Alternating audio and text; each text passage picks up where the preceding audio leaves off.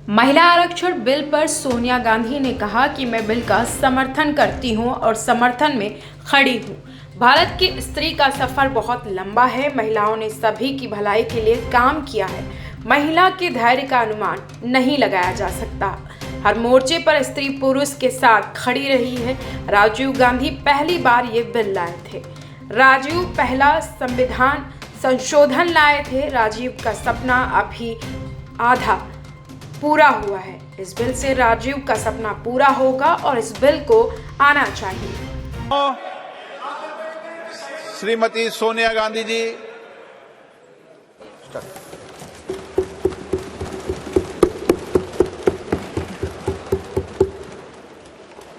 अध्यक्ष महोदय, आपने मुझे बोलने का इजाज़त दिया, मैं आपकी आभारी हूँ।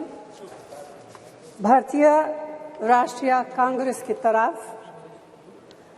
मैं नारी शक्ति बंधन अधिनियम 2023 के समर्थन में खड़ी हुई हूँ।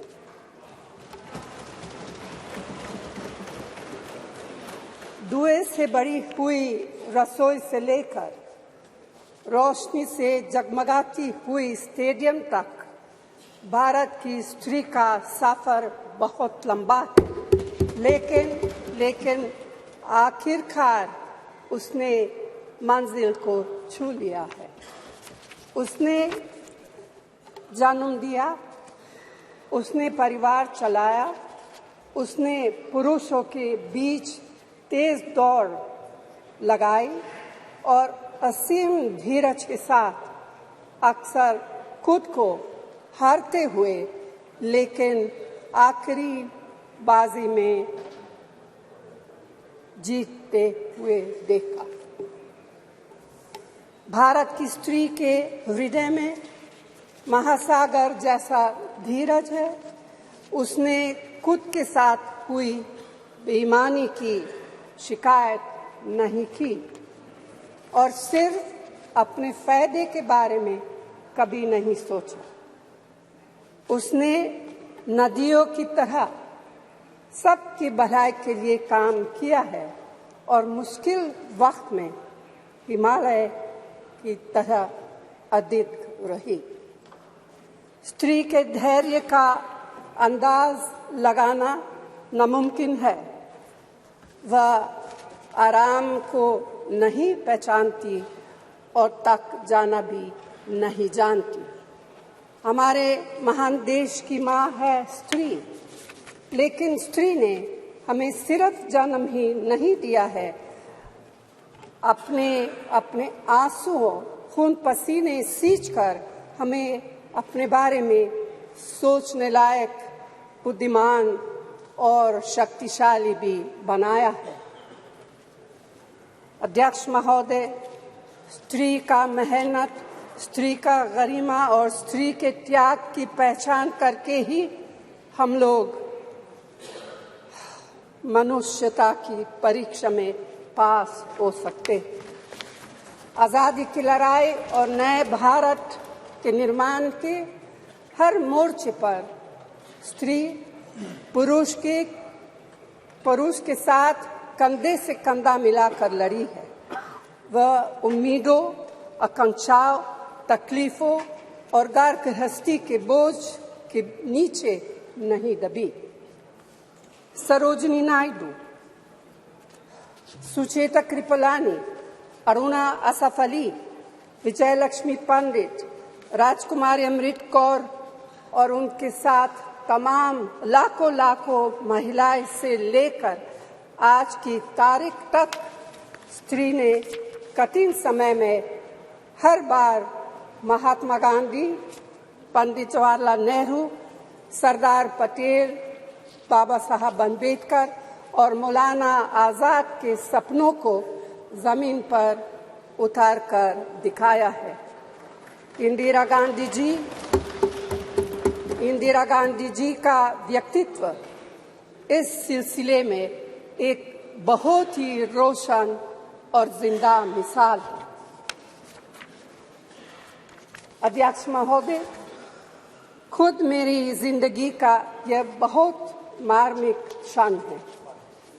पहली दफा स्थानीय निकायों में स्त्री की भागीदारी तय करने वाला संविधान संशोधन मेरे जीवन साथी राजीव गांधी जी ही लाए थे। उन्होंने लाए थे जो राज्यसभा में 7 वोटों से गिर गया था। बाद में प्रधानमंत्री पीवी नरसिम्हा राव जी के नेतृत्व में कांग्रेस सरकार ने ही उसे पारित कराया। आज उसी का नतीजा है कि देश भर के स्थानीय निकायों के जरिए हमारे पास 15 लाख चुनी हुई महिला नेता है। राजीव गांधी जी का सपना अभी तक आधा ही पूरा हुआ है। इस बिल के पारित होने के साथ ही वह पूरा होगा। अध्यक्ष महोदय, कांग्रेस पार्टी इस बिल का समर्थन करती है।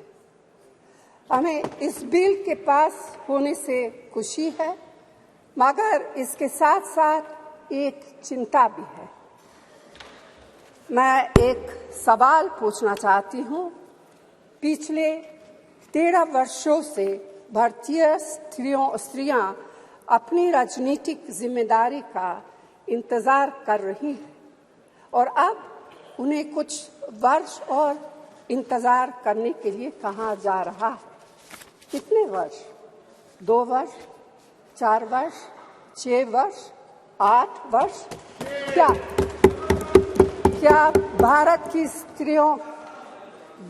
स्त्रियों के साथ बर्ताव उचित है?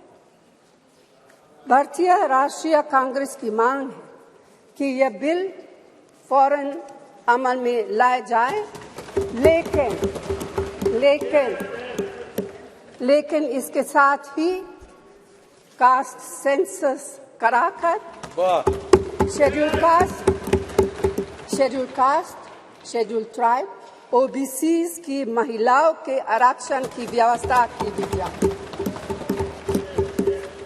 सरकार को इसे साकार करने के लिए भी जो कदम उठाने की जरूरत है वह उठाने ही चाहिए। अध्यक्ष महोदय, स्त्रियों के योगदान की स्वीकार करने और उसके प्रति आभार व्यक्त करना का यह सबसे उचित समय। इस बिल को लागू करने में और देरी करना भारत की स्त्रियों के साथ घोर नाइंसाफी है। भारतीय राष्ट्रीय कांग्रेस की तरफ से मैं आपके द्वारा सरकार से मांग करती हूं कि नारी शक्ति बंधन अधिनियम 2023 को उसके रास्ते की सारी रुकावटों को दूर करते हुए जल्दी से जल्दी लागू किया जाए। ऐसा करना न सिर्फ जरूरी है बल्कि संभव भी है। धन्यवाद।